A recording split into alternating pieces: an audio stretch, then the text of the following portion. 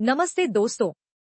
आज हम बात करेंगे स्टॉक मार्केट में इन्वेस्ट करने के दो अलग अलग अप्रोचेस के बारे में, लॉन्ग टर्म और शॉर्ट टर्म। क्या आपने कभी सोचा है कि कुछ लोग शेयर्स खरीद कर सालों तक रखते हैं, जबकि कुछ लोग हर दिन बाइंग सेलिंग करते रहते हैं? दोनों में से कौन सा तरीका सही है, यह समझना बहुत जरूरी है। आज हम इन दोनों अप्रोचेस को डिटेल में समझेंगे, एग्जाम्पल्स के साथ। अगर आपको ये हेल्पफुल लगे तो चैनल को सब्सक्राइब करें, वीडियो को लाइक और शेयर जरूर करें। सबसे पहले समझते हैं कि इन्वेस्टमेंट अप्रोच का मतलब क्या होता है। जब आप स्टॉक मार्केट में पैसा लगाते हैं, तो आपका एक प्लान होना चाहिए कि आप कब तक इन्वेस्ट करेंगे।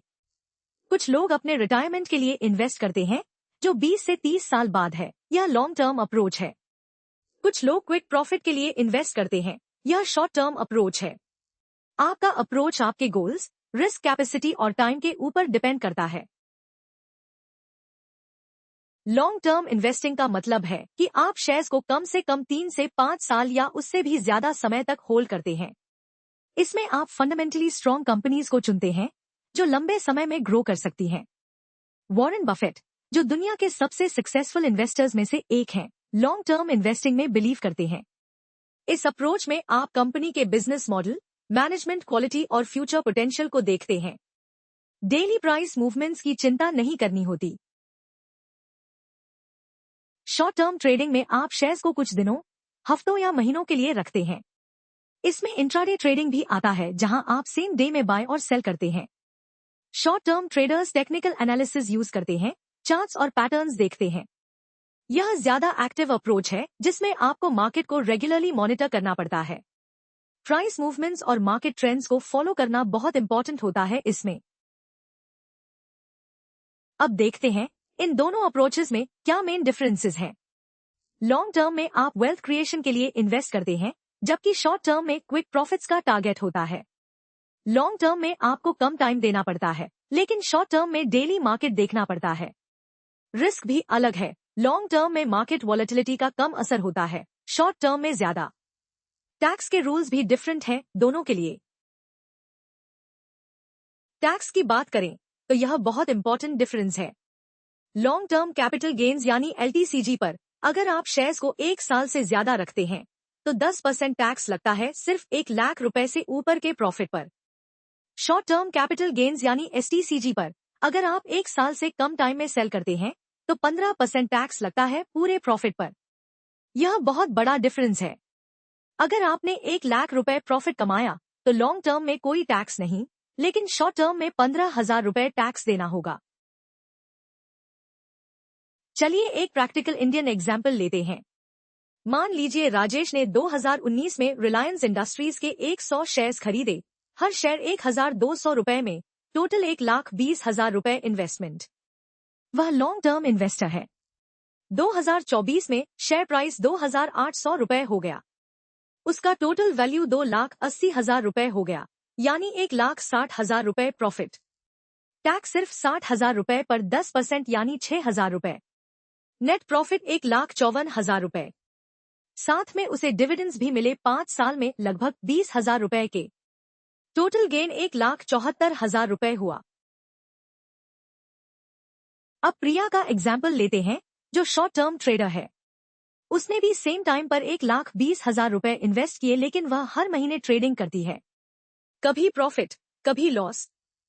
5 साल में उसने टोटल 1.5 लाख रुपए प्रॉफिट बनाए अलग अलग ट्रेड्स से, लेकिन हर ट्रेड पर 15% STCG टैक्स लगा। टोटल 22,500 रुपए टैक्स गया। ब्रोकरेज चार्जेस भी ज्यादा लगे, लगभग 15,000 रुपए फ्रीक्वेंट ट्रेडिंग की वजह से। नेट प्रॉफिट सिर्फ 1,12,500 रुपए रहा। प्लस उसे हर दिन मार्केट मॉनिटर करना पड़ा, स्ट्रेस भी ज्यादा रहा। लॉन्ग टर्म इन्वेस्टिंग की सबसे बड़ी ताकत है कंपाउंडिंग। जब आप शेयर्स को लंबे समय तक होल्ड करते हैं, तो आपका प्रॉफिट फिर से प्रॉफिट जनरेट करता है। मान लीजिए आपने किसी कंपनी के शेयर्स खरीदे जो हर साल 15% ग्रोथ देती है। पहले साल पर 15% मिला, दूसरे साल पर ओरिजिनल अमाउंट प्लस पहले साल का प्रॉफिट दोनों पर 15% मिलेगा।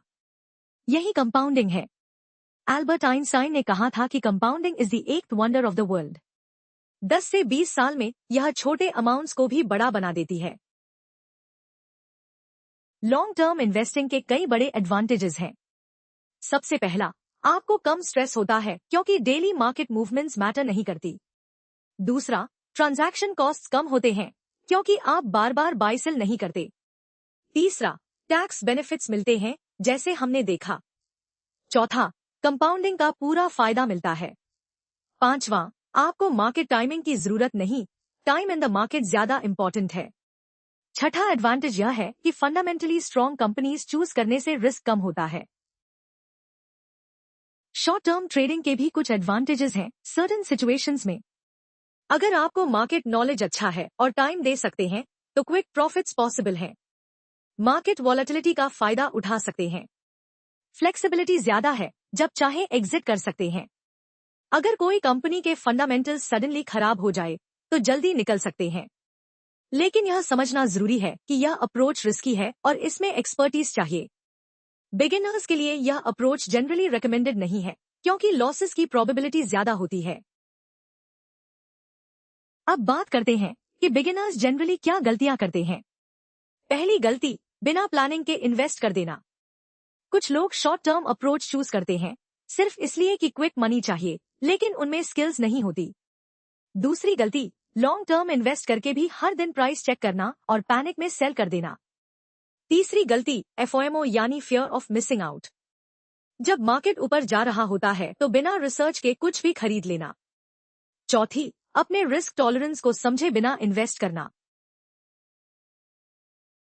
तो आप कैसे डिसाइड करें कि कौन सा अप्रोच आपके लिए सही है? सबसे पहले अपने फाइनेंशियल गोल्स क्लियर करें। क्या आप रिटायरमेंट प्लानिंग कर रहे हैं, बच्चों की एजुकेशन के लिए या घर खरीदने के लिए?